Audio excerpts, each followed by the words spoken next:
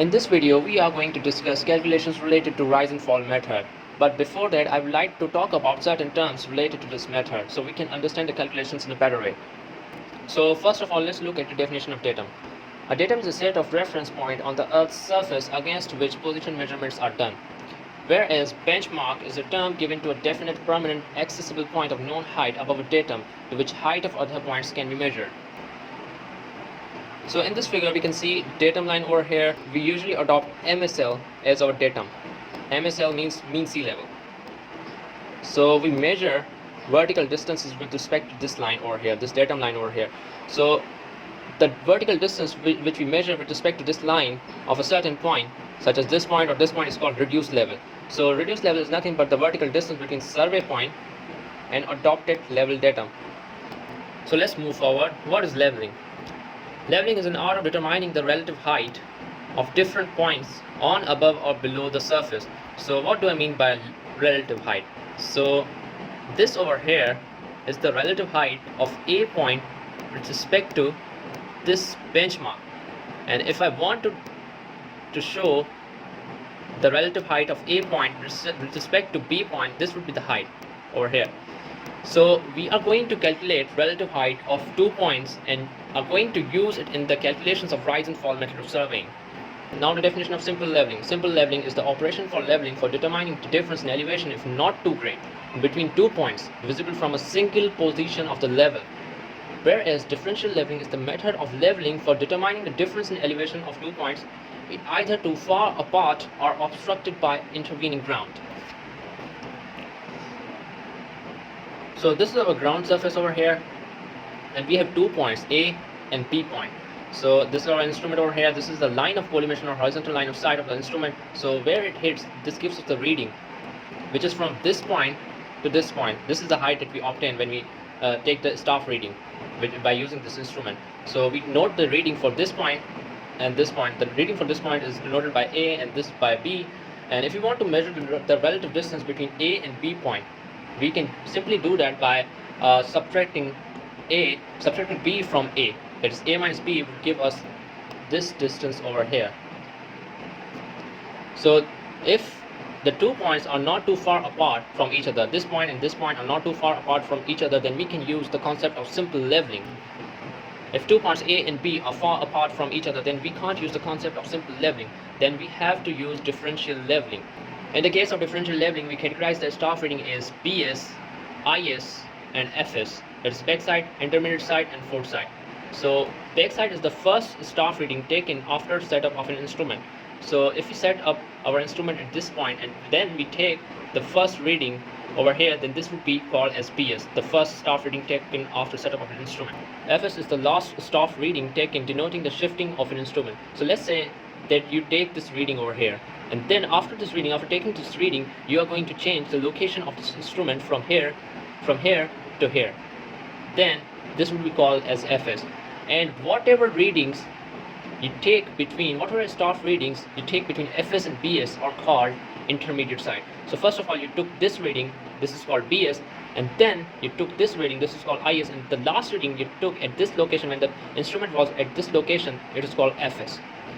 After that, you are going to change the position of this instrument from here to here, and then again you are going to repeat the procedure.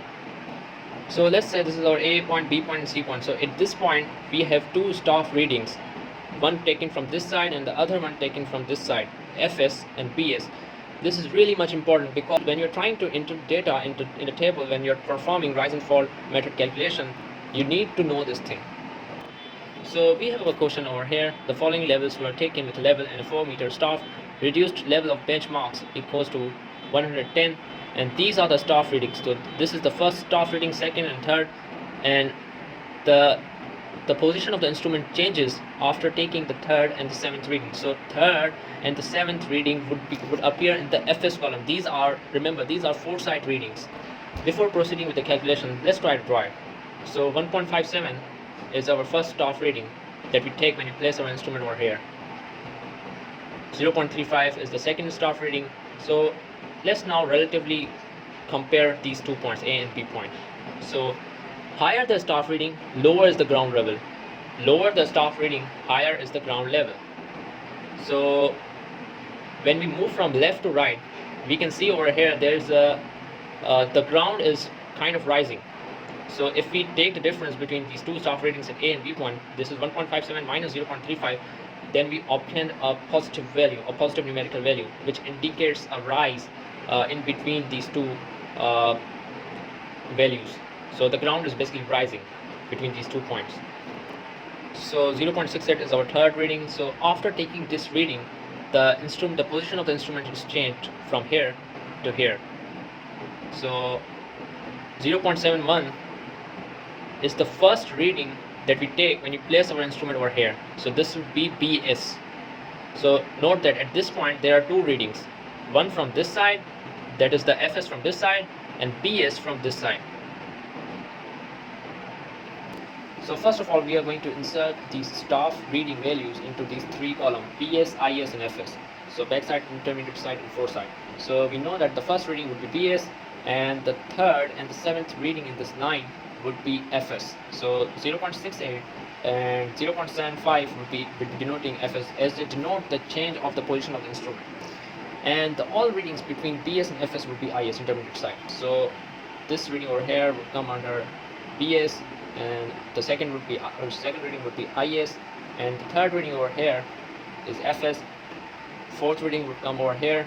Why is that? So at C point there are two readings, but B and A there is single value.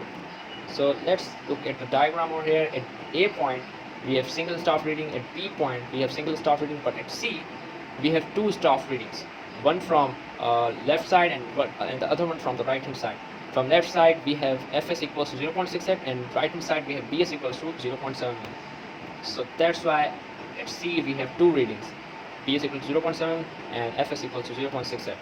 And next reading would be 1.88 in the IS column, 1.97 and 0.75. This is the seventh reading, and it's written over the question, written in the question that seventh reading, after seventh reading the instrument changes its position. So that's why it comes on the column of Fs. So the F point is similar to C point over here, so the next reading would come over here, and the other readings are intermediate side, and the last reading obviously is going to be Fs as well. Now we are going to move forward and fill these two columns over here. For these two columns, what you're going to do is you're going to take the difference and determine the relative height between these 2 points, subsequent points. So 1.57 minus 0.35, if it's a positive value, then you would write it in the rise column. If it's a negative value, then you're going to write it over here in the fall column. So 1.57 minus 0.35 is equal to 1.22. It's a positive value. And 0.35 minus 0.68 gives you a negative value. You are going to write it under the fall column. Similarly, you are going to proceed with the calculation. 0.71 minus 1.88 gives you negative value 1.17. 1.88 minus 1.97 equals to 0.99. It's a negative value again. 1.97 minus 0.75 gives you a numerical value. It's going to come over here. And 0.65 minus 0.68 again is a negative value. 0.13, 0.78 minus 1.5 negative value comes over here. And 1.5 minus 1.6 again is a negative value, so 0.1. So if it's a positive value, you are going to determine the relative height between points, subsequent points, and if it's a positive value, you are going to write it down in the rise column, and if it's a negative value, you are going to write it over here in the fall column. So we are left with the last column over here. So the first value over here would be obtained from the question. Reduced level of benchmark equals to 110. In order to determine the reduced level of the next point, that is point B, if you have a rise value at a certain point, then you're going to add it in the previous reduced level.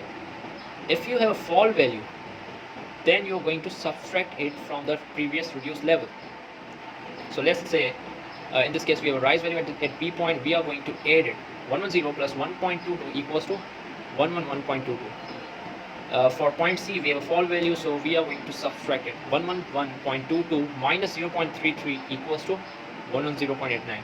So again we are going to subtract it. 110.89 minus 1.17 equals to 109.72. Similarly for next point, here we know that we have a positive rise value for F point. So 109.63 plus 1.22 equals to 110.85, and so on. If you want to determine the reduced level of next point, you need to see whether you have a rise or fall value. If you have rise value, you are going to add it in the previous reduced level. If you have a, let's say, fall value, then you're going to subtract it from the previous reduced level. So if you want to check your calculations related to rise and fall method, there's an arithmetic check as well for that. So summation BS minus summation FS equals to summation rise minus summation fall equals to last order minus first order. So summation BS is the summation of all the values in this column over here. So 1.57 plus 0.7 plus 0.65 equals to 2.93. Similarly, summation FS is the summation of all values over here, and summation rise is equal to this column, the values in this column over here, and summation fall includes the summation of all values in this column, and in this one over here, and this one over here is the difference between last order value and the first order value. So the last order value is equal to 109.9 minus 110. If you calculate each and every difference over here, they all come out to be equal to minus 0.1, which indicates that the calculations have been correctly performed. So if you have any question regarding this topic or anything discussed in this video, write it down in the comment box. I will try to answer it. Thank you.